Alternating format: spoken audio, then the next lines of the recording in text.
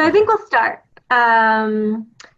in classic Tavor mode with an icebreaker so we know who's here, and also as a way of collecting some questions that can shape our agenda.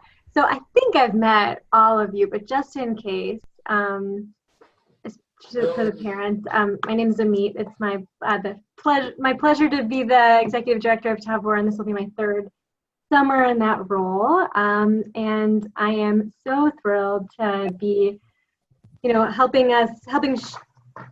talk us through this inaugural year of the 5-week Bogrimot program that came from lots of conversations with Civic, conversations with Chanichimot, campers about how they wanted to grow and take on new challenges and adventure. So I'm excited for us to step into that together and to make this space available for us to make sure that everybody has all the information that you need. So how about this? We'll go around popcorn style. You'll say your name, and that can be both parents and Chanichimot who are here. The number of years you have had Tavor in your life, something you're excited about for this summer, something you're looking forward to, and a question that you have. I'm not going to answer the question right when you ask it, but I'm going to add it, I'm going to write it down, and then it will help to shape the agenda. And by the time we're done, I'll make sure that all of those questions get answered. I'm going to call on folks. I think that might make it easier. I'm just going to go sort of around. So, Randy, why don't you introduce yourself first, and then we'll go to the next person. Hi guys, I'm Randy, Community Engagement Coordinator. This is actually going to be my second summer. So, wow, I'm new. So I'm the one who sends you all those annoying emails and responses and getting things ready.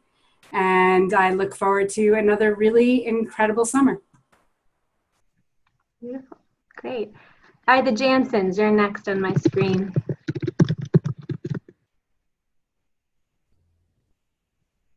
Oh, I'm Sophie. I'm Izzy. I'm Marla. Ron. This is Sophie and Izzy's sixth summer? Sure. Sixth summer. And I was a Chanicha also. And are we just introducing or asking our initial questions? Yeah, so say something you're excited about for the summer, Sophie and Izzy, and a question that you have that you want answered by the time we're done tonight.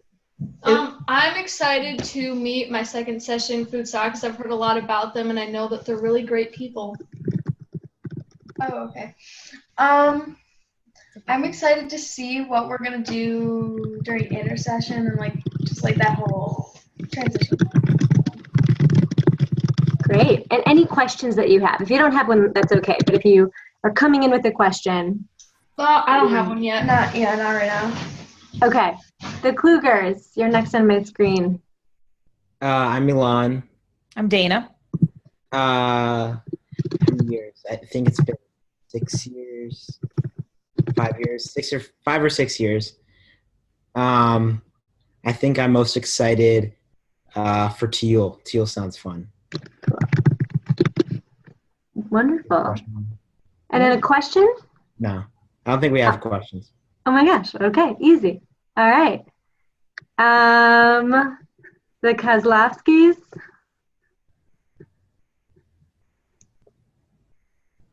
Oh, I think you're muted. I'm Dana Rabin. I'm Eve Kozlovsky's mom. She is one of the second session campers, and she's also very eager to meet you guys. Tavor in our lives since 2009. So we're in the 10th year. Second child, 10th year. And I know that Evie has a lot of questions. And so I guess I can bring them up later if they don't come up from the kids. Okay, fair enough. All right, I have to expand my screen here, see who else. All right, the Tasmans. I'm Bonnie. I'm Milo. How many summers? Yeah, this is Milo's 8th summer. What are you excited about? I don't know. All new stuff. Great. And then questions. Do you have any questions? Nope. And I'm just curious about transportation.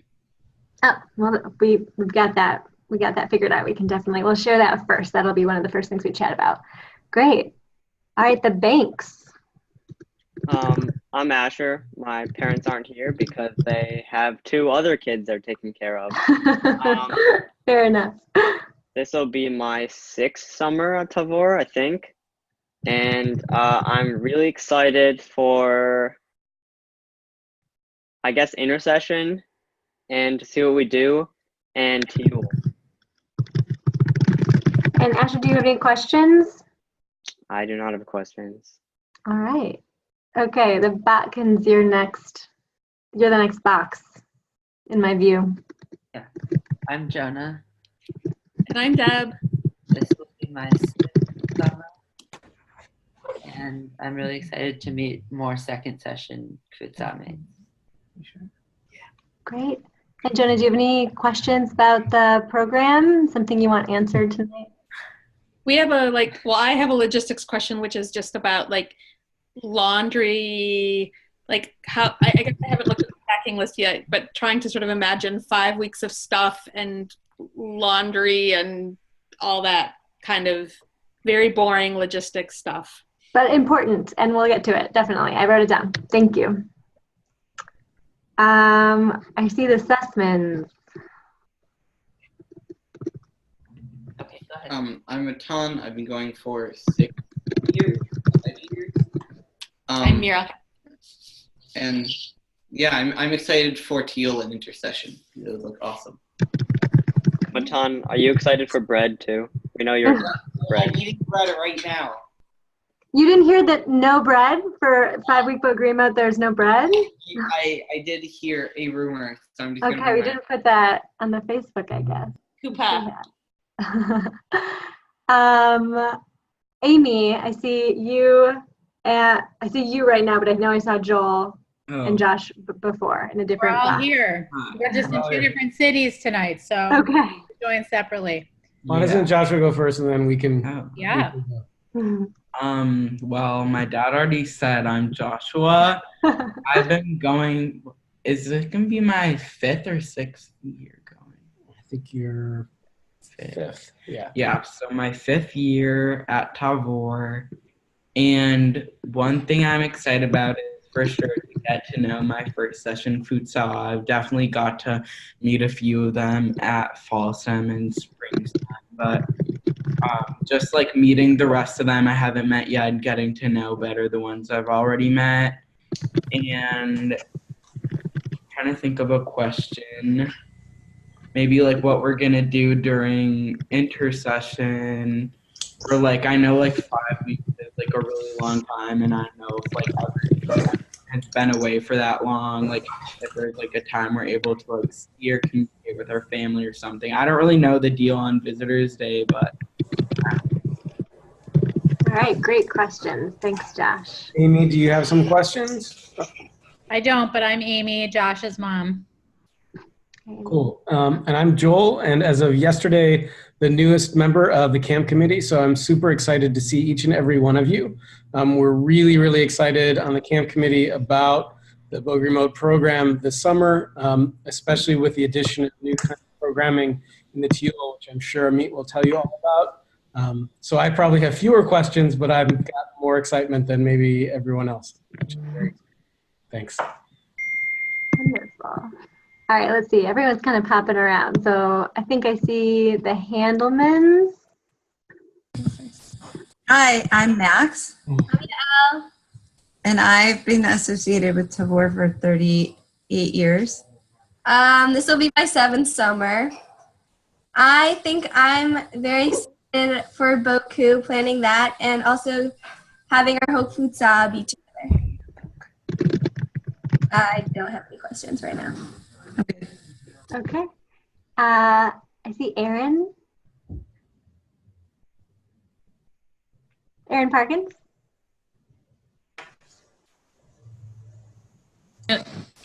Hi. Hi. Can you hear us?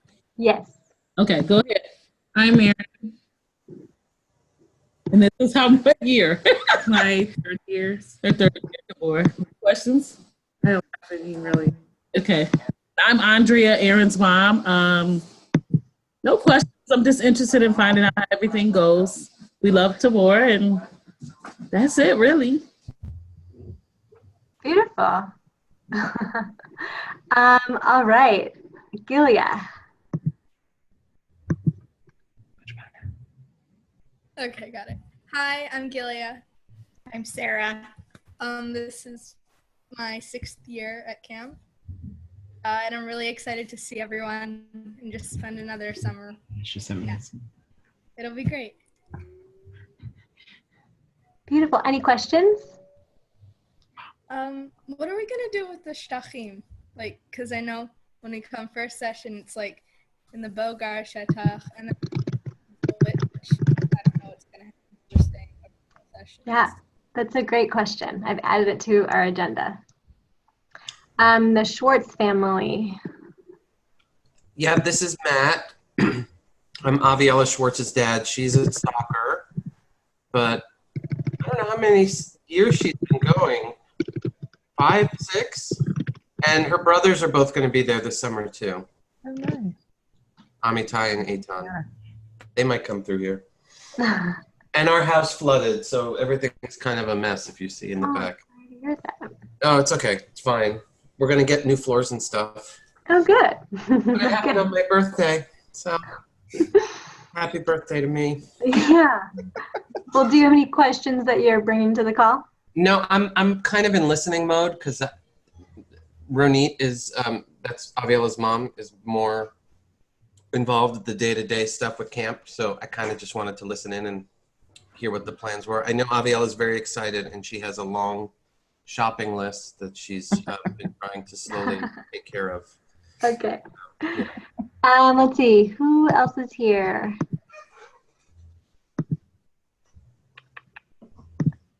The Oppenheimers. Looks like you're muted. Okay, well maybe they'll join. Okay, anybody else who I haven't called on?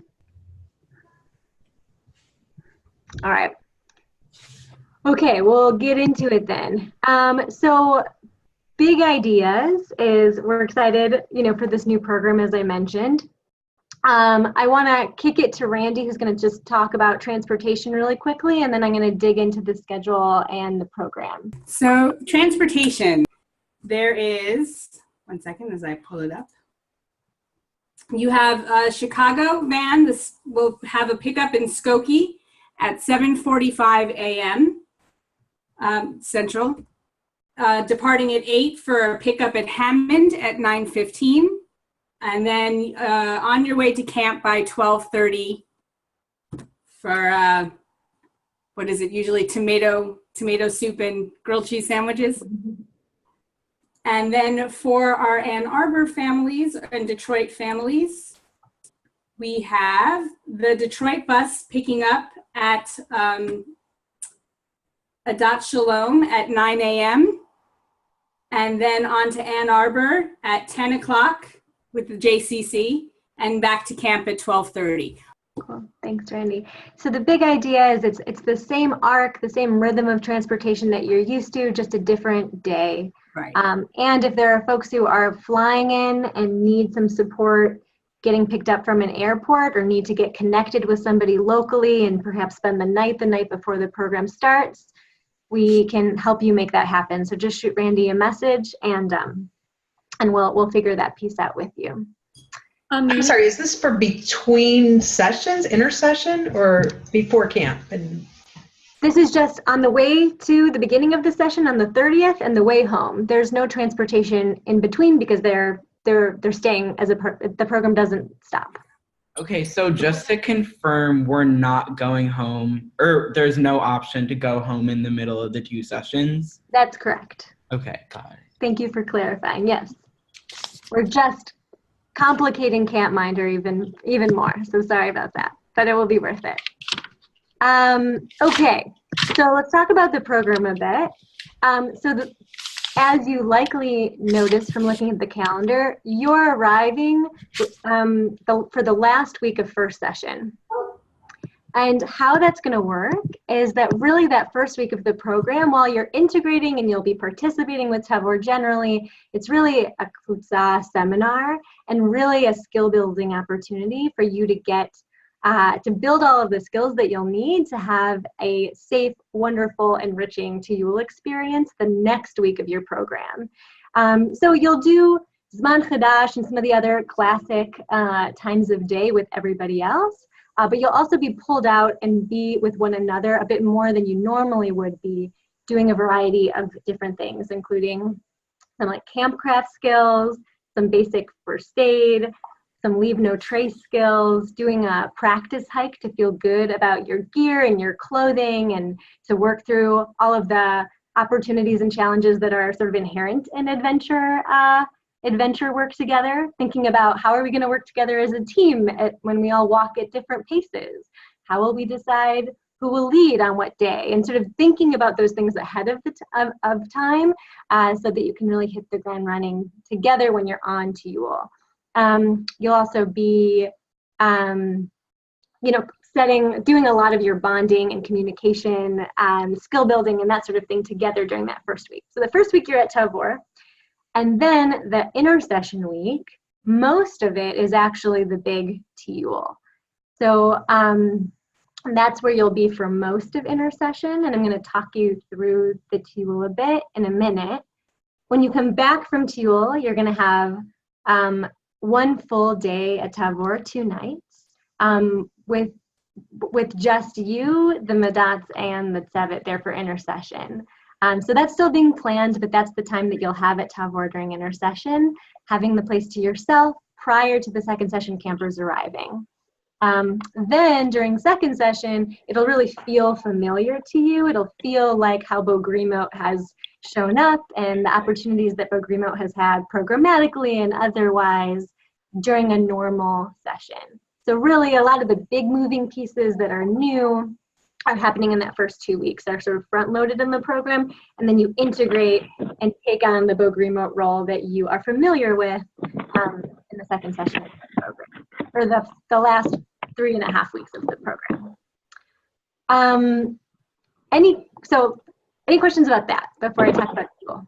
Where are we sleeping? Because I know there's a lot of speculation about we're moving Shatox or something. So yes, so when you arrive at Tavor for that first week, you'll be in the Bogar Shatach, and then you'll go on Tiyul, and then when you come back, sort of as a way of stepping into this new role, then you'll move into the Bogrimot Madats Shatach.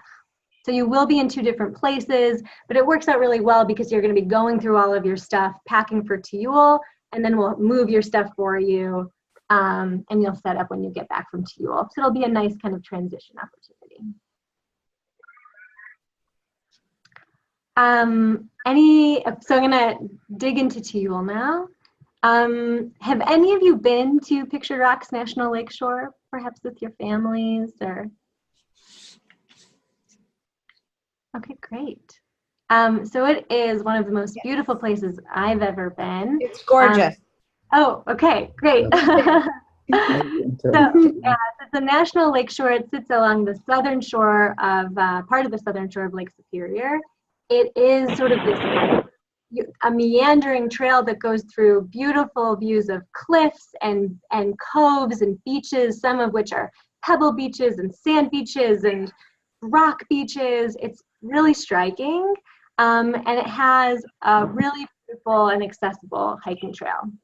So the Tiyul is sort of part road trip, part backcountry camping trip. And when I say backcountry, I refer to a trip where you're carrying everything on your back with your friends, and sort of hiking away from a parking lot and not having the convenience of a vehicle accessible to you while you're on the trip.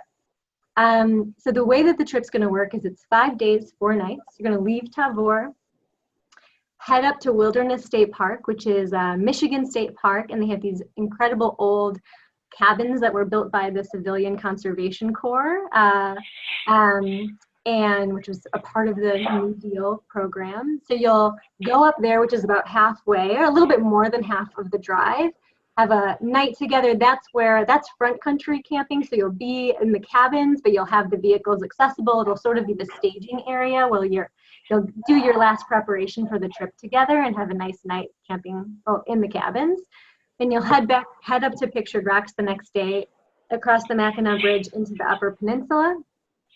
And then the Tiyul, you'll actually be split into 2 different groups just because of the size of the program. It's beyond how many people can fit in one group campsite. So you split in 2 groups, one that will start at point A, one that will start in point B. You'll actually cross one another and see one another halfway through your trip.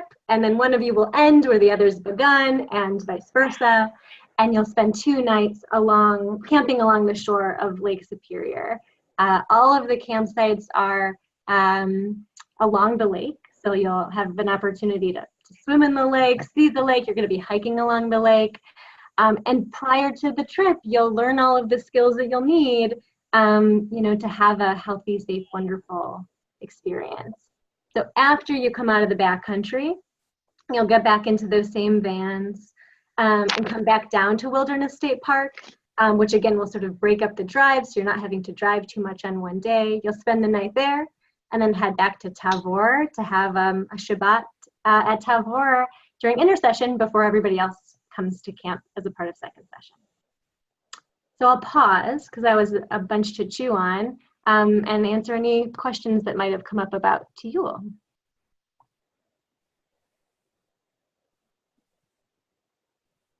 Ta-da! Okay. So Amit. Yeah.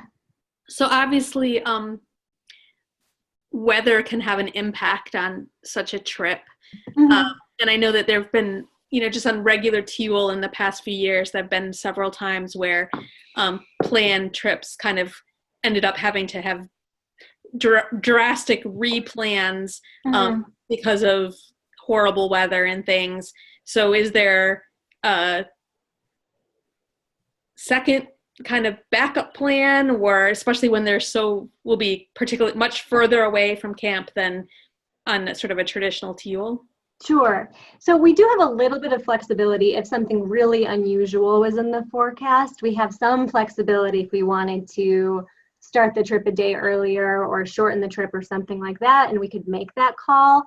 That said, each trip is gonna, in addition to the Tavor Tzevet, we're gonna have folks who are sort of working in a tripper capacity, who have wilderness first aid certifications, have led many wilderness backcountry trips with high school students, and really know how to make the right calls around when you can safely camp in weather that's not ideal and when you can't. So I feel very confident in that crew who will be working collaboratively with the Tavor Tzevet to make calls about when to continue with the trip and when to call it. But I think definitely short of something really unusual, the idea would be that everybody has the skills to camp safely, even in weather that's not ideal, and that's going to be part of the adventure, to the extent, of course, that it can happen safely. So anyway, so yeah, each trip will have somebody with a wilderness first aid or first responder certification, and we'll go through a lot of those different scenarios with the chanichim, with the campers, so that they're a part of feeling prepared for weather that's not ideal, and finding the joy and the challenge in it when that becomes a part of a trip.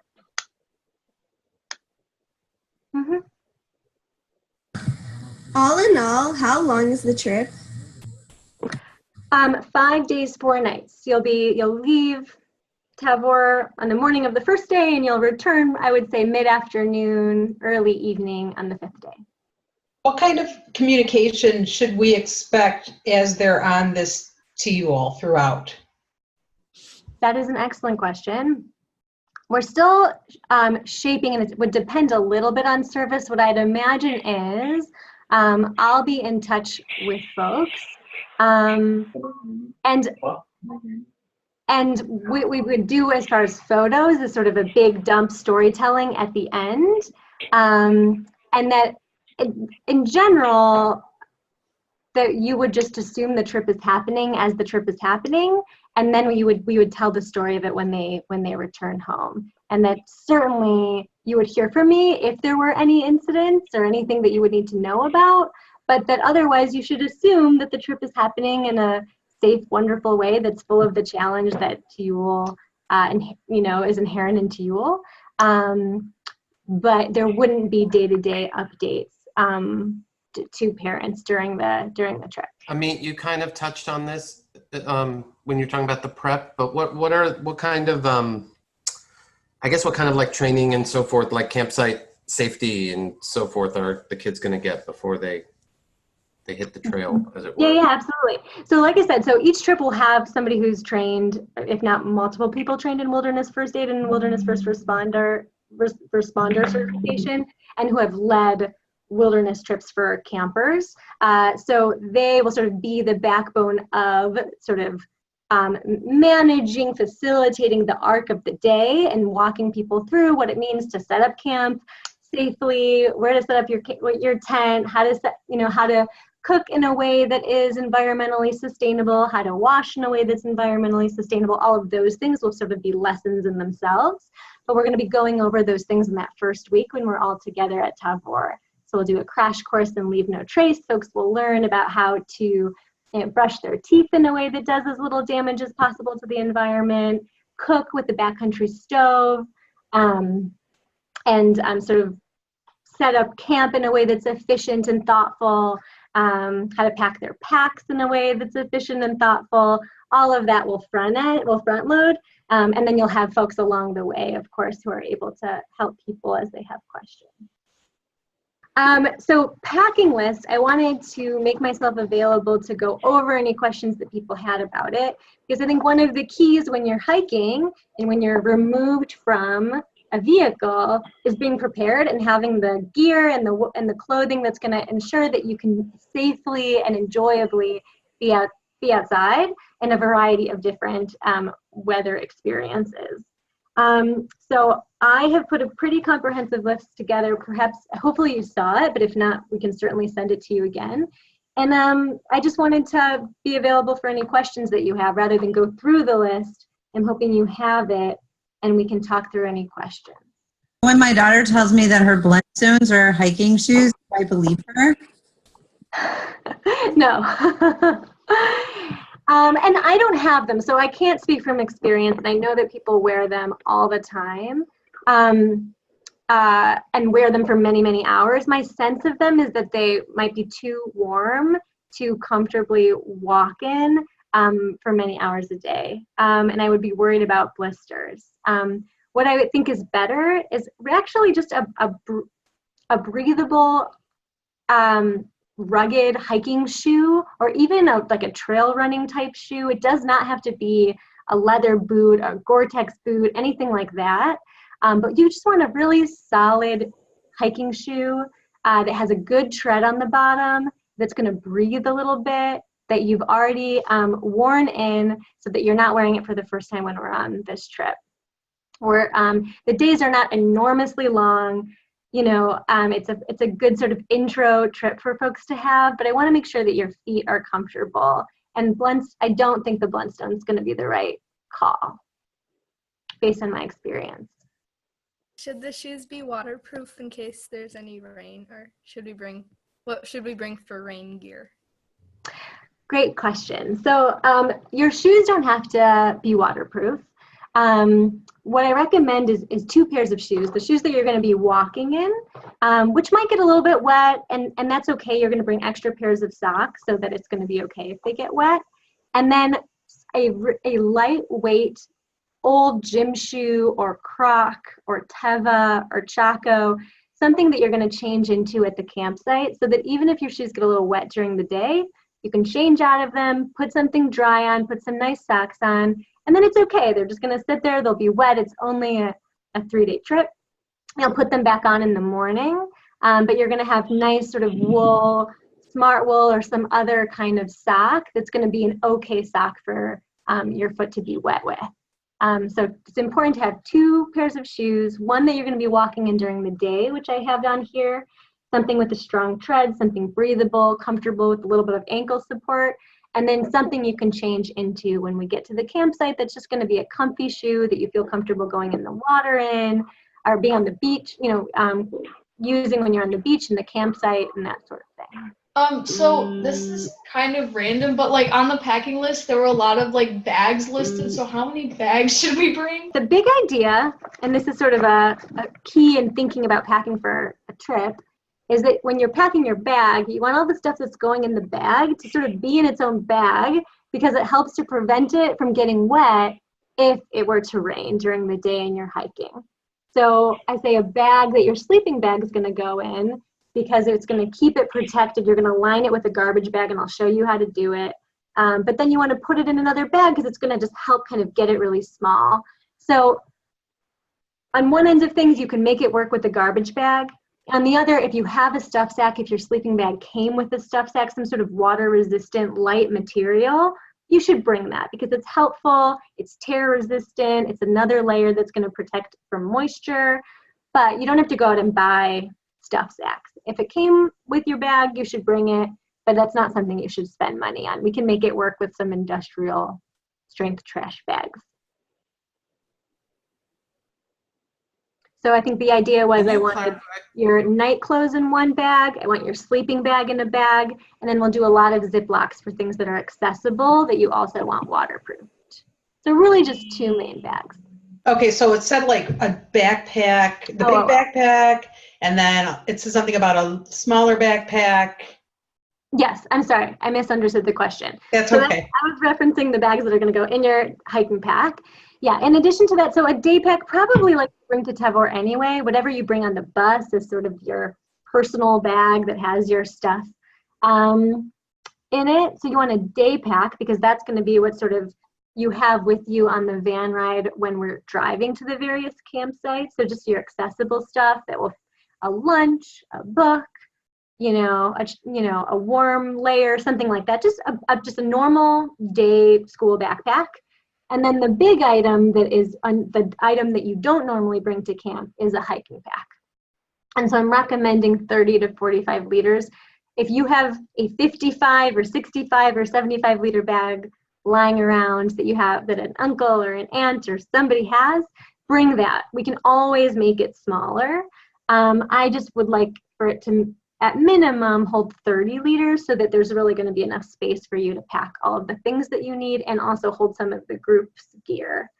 I'd love, I want to make sure that this is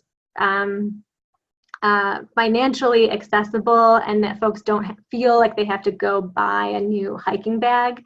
So hopefully you can sort of do an inventory of neighbors and friends, of parents. I actually just before the call was looking on Facebook Marketplace. There's a ton on there. So, and if you feel like you love backpacking, you're going to have a lifetime of backpacking ahead of you, then it could be a good time to get a backpack. But if this is a first experience, I'd encourage some thriftiness so you can find out and then, down the line, get something that's going to be something that you want to invest in. I mean, I've had mine for a decade or something, so that's it. Ami, can you talk about sleeping pads? I feel like a year ago or 2 years ago, based on packing lists before, we actually went and bought sleeping pads, and then they were so bulky and difficult to figure out what to do with that we actually returned them and sent the kids to camp without them, and it didn't seem to be an issue, at least for the short TUL. Okay. I'm kind of baffled about the sleeping pad issue, and if you could talk about that some, that would Sure, I'm happy to. So I think for a backpacking trip, I think the pad is pretty critical, and you can get very cheap pads at a variety of sort of sporting good places. The importance is both comfort, because it's a layer that, between your body and potentially some roots or slightly uneven ground or something like that. But more important than that is it's an insulating layer from the cold of the ground or the wetness of the ground. So it's really a critical component to keep you dry and warm if the weather isn't beautiful. And even if it's beautiful, the ground still can get cold. We're going up north. It's not Southwest Michigan, it's the Upper Peninsula. And so I would get just a foam pad that you can roll up. You're gonna have a hiking pack, so you can easily just strap it on. It's not gonna get stuffed into a bag, so it can be bulkier. And I think I say here that actually the cheaper foam pads, I think are better than the inflatable. If you have an inflatable, that's fine and they're very nice, but they're just less durable. So I think foam or inflatable is fine, but if you're buying something, the foam is just fine. And if you are looking at stuff and you want to just send me an email with what you're thinking of getting, I'm happy to take a look at it. But I do think it's really, and it's also, if you're like sitting around the campfire at night or you're eating dinner, it's nice to just have a thing that you can pull out and it's another like comfy thing to sit on when for a couple days, like all you have are, you know, logs, logs in the ground. So I think it's a really good and important item. Somebody did ask about rain. I'm sorry, Gilia, you did. And I think I didn't fully answer. So shoes don't have to be Gore-Tex or waterproof, but you want something that's going to perform, even if it's like slippery or wet, so something with good tread. But you do need to bring a rain jacket and rain pants because it may rain and we're going to have to be in the world, in the park when it's raining. And so you want a good rain jacket and pants so that you can comfortably be in the rain. Again, we're going to have a really strong system, so you always have something warm and dry to change into. And we'll go over that during the first week of the program. But it might be that you are in the rain for a period of the day. And so we want to make sure that you're able to do that. I have two questions. Yeah. First, where is this packing list? Is it on the website or? I don't believe it's on the website. It should be in Camp in Touch in your dashboard. Randy, can you speak to exactly where it is? Randy also sent an email that contains the list as well. Okay. Yes, I did send the list. The packing list has not yet been added to CampMinder, but I certainly can do that. Again, just have to find a way to put it in that doesn't confuse with the other list, but that's no problem at all. And I'm happy to send it out again. I thought I would also, I'll send it out again along with what travel information we currently have. Perfect. That would be good. I just found out these emails have been going to my junk folder. Oh, I'm sorry. That's okay. And also, what is this? Where did you? Okay, we don't have any camping gear. What is this marketplace you're talking about? Oh, so and I can send an email about this, but Facebook, not that it now has a mechanism that's like a Craigslist type mechanism that's way more. It's way more user friendly, and it just is a wealth of used goods within a, you know, you can say, I am looking for this within 10 miles of my house. So it's Craigslist. So it's buying, you know, from other folks' used gear. And I'm happy to get on the phone with you and sort of talk you through it. There's probably other folks on the call who've used it, or maybe I'm just using it a lot because of baby gear right now, but there's a lot of stuff on there. There are a number of sites that actually specialize in camping gear and outdoor gear precisely for this purpose, because people are kind of constantly going. Joel, if you wouldn't mind, if you have those top of mind and you want to email them to me, Sure. I will send them out to the group. You can also rent from REI and University of Michigan. I don't know if other universities do this, but U of M has a lending library as well. Wonderful. And we have, because I've been looking for donations over the last few years, I have amassed a small cache of hiking packs. So I want folks to definitely see what you can do locally. And if you're really coming up short, let me know, and we'll make sure that you have what you need. Can I say something real quick, just Sure. as a recommendation? Absolutely. Because the boys do scouts, and I've gotten much more familiar with camping than I ever thought I would. And we rented stuff from REI in the past, and it doesn't end up really being very cost effective. So as a recommendation, if you do want to get like temporary use of something, I would find an alternative, because like we rented a tent from them, and you know, we could have, I think we rented it for like $60 and we could have bought one for $120 somewhere else. Like it just wasn't worth it. That's just personal recommendation. Yeah, thanks for sharing. Yep. So yeah, I'm going to call out another theme in here. You'll probably see it, but that I say several times not to bring cotton. You can bring cotton for the rest of camp, but for this trip in particular, I'm going to ask that you not bring cotton. both fleece and wool, and in addition to smart wool and some of those other fabrics that are synthetic, are really good at keeping you warm even when they're wet, as opposed to cotton. So sort of every time you're going to see it, you're going to hat, gloves, socks, shirt, all of those things. Just want to lift up to stay away from cotton for this in particular.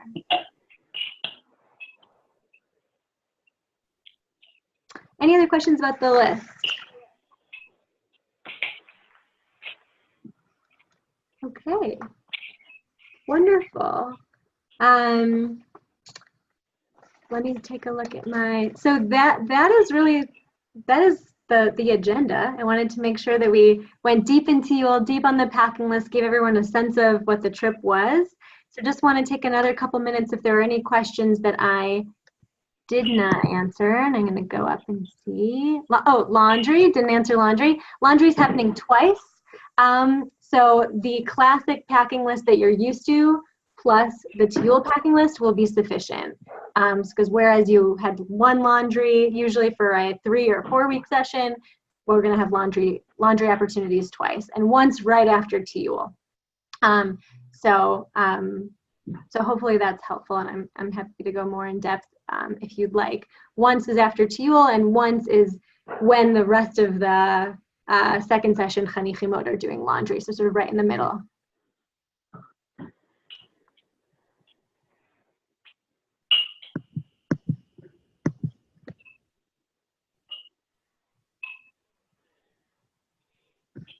Any other questions?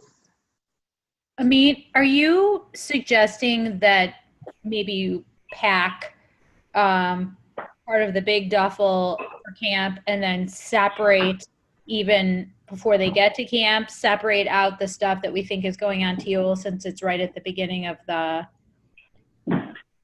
camping experience? Like, I think that would be a great idea. Okay. Yes, I think, yes, I hadn't thought of suggesting it specifically, but now I will officially suggest that. Yes, I think that's very smart, and it will make sure that the things that you want to take onto Yule haven't been used to the extent that they can't continue to be used. Yeah. So I think that's a great idea. What we're going to do as far as packing, we're sort of all going to pack together. So we'll make sure that everybody has everything that they need. We'll sort of do an inventory together. But I think absolutely that's a way to ensure that things are where they should be. And of course, every summer we talk about labeling, but this summer in particular, please be sure to label these items so we can make sure to get them back to the people that need them. I have one more question. There was actually the question about any kind of communication. Yes.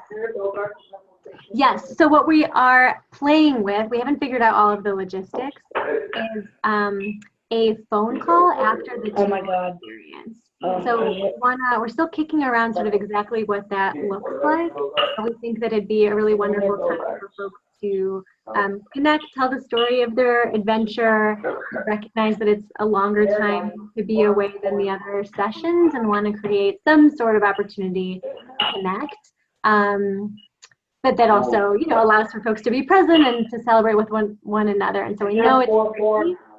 Reflecting on my own experience when I used to lead wilderness trips, and we did have sort of a call from a payphone in town in the middle of the session, and it was sort of this sweet way of connecting and then getting back into the experience. And so we haven't figured out the specifics of it. I will make sure that we have a variety of days and times available so that we can make it work and make sure that everybody can make a connection.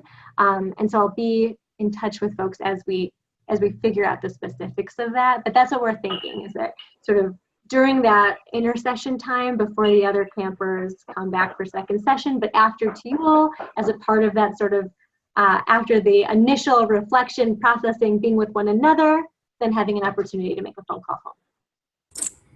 I would also like to just add, while we were talking, I added the packing list to your forms. So when you go into Camp in Touch, they'll be there now listed in forms. Thanks, Randy. All right. Well, if nobody has any other questions, I will stick around if folks, want to connect for a few minutes. But meet@camptavor.org. Shoot me an email. I'm happy to talk with you individually if you have a question that you'd rather chat one-on-one about.